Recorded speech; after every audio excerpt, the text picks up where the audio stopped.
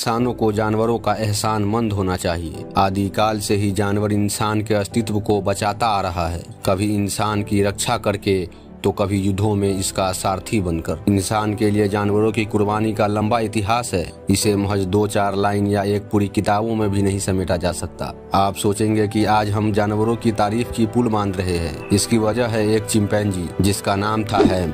उसे 31 जनवरी 1961 को अंतरिक्ष में भेजा गया था। चिंपैंजी काफी हद तक इंसान से मिलते जुलते होते हैं। इस बात को ध्यान में रखकर हैम को चुना गया ताकि अंतरिक्ष में इंसान पर पड़ने वाले प्रभावों की स्टडी की जा सके। ऐसा अनुमान है कि हैम का जन्म 1957 में कैमरून में हुआ। हैम को पकड़ा गया और उसे फ्लोरिडा ले जाया गया। फ्लोरिडा के मियामी रेयर बर्ड फार्म में उसे रखा गया। 1959 में हैम को अमेरिकी वायुसेना के एक बेस पर भेजा गया। उस बेस पर अंतरिक्ष उड़ान के लिए हैम को प्रशिक्षण दिया गया। उस समय हैम को चैंग या 65 के नाम से जाना जाता था। उसे हैम नाम धरती पर वापस आने के बाद दिया गया। हैम को अंतरिक्ष में संघर्ष योग्य बनाने के लिए 18 महीने तक प्रशिक्षण दिया गया। आखिर 31 जनवरी 1961 को करीब 3.5 साल के हैम के लिए वह लम्हा आ गया था जिसका काफी समय से इंतजार था। हैम को लॉन्च पैड पर लाया गया। उसे अब प्रोजेक्ट मरकरी MR2 के लिए रवाना होना था। फिर काउच नाम के एक कंटेनर में बांधकर उसे स्पेस में भेज दिया गया। करीब 16.5 मिनट के बाद हैम अंतरिक्ष में पहुंच चुका था। उसने धरती से 157 मील की ऊंचाई पर उड़ान भरी, करीब 5800 किलोमीटर प्रति घंटा की रफ्तार से। 6.5 मिनट तक उसने भारहीनता का अनुभव किया। अंतरिक्ष में चुनौतियां थी, शून्य गुरुत्वाकर्षण बल और तेज रफ्तार। इन सब के बावजूद हैम ने शानदार काम किया जिस पर यकीन करना मुश्किल है। उड़ान के दौरान दबाव के कारण हैम के कैप्सूल को नुकसान पहुंचा था, लेकिन हैम के स्पेस सूट ने उसे बचा लिया। हैम को किसी तरह का नुकसान नहीं पहुंचा। अंतरिक्ष से हैम की वापसी काफी चुनौतीपूर्ण थी। उसका कैप्सूल अपने लक्ष्य से 130 मील दूर अटलांटिक महासागर में जा गिरा। घंटों बाद हैम को बचाने के लिए जहाज पहुंचा। हैरत की बात थी कि इतने देर बाद भी वह जिंदा और शांत था। जब उसको काउच से छोड़ा गया तो उसके चेहरे पर एक मुस्कान थी। कुछ लोग इसे खुशी की मुस्कान बताते हैं तो कुछ उसे भय और चिंता का इजहार। कुछ समय बाद फोटोग्राफर ने काउच में डालकर हैम की एक और फोटो लेनी चाहिए, लेकिन हैम ने उसमें जाने से मना कर दिया। कई लोग मिलकर भी उसको काउच में जाने के लिए प्रोत्साहित नहीं कर सके। इसको देखकर यह अंदाजा लगाना आसान था कि जहाज से बचाव के समय उसके चेहरे पर खुशी की मुस्कान नहीं थी। अंतरिक्ष से आने के बाद 1963 में उसे वाशिंगटन नेशनल जू में भेज दिया गया। वहां वह 17 साल रहा, जिसके बाद नॉर्थ कैरोलिना स्थित एक चिड़ियाघर भेज दिया गया। 18 जनवरी 1983 को 26 की उम्र में उसका निधन हो गया।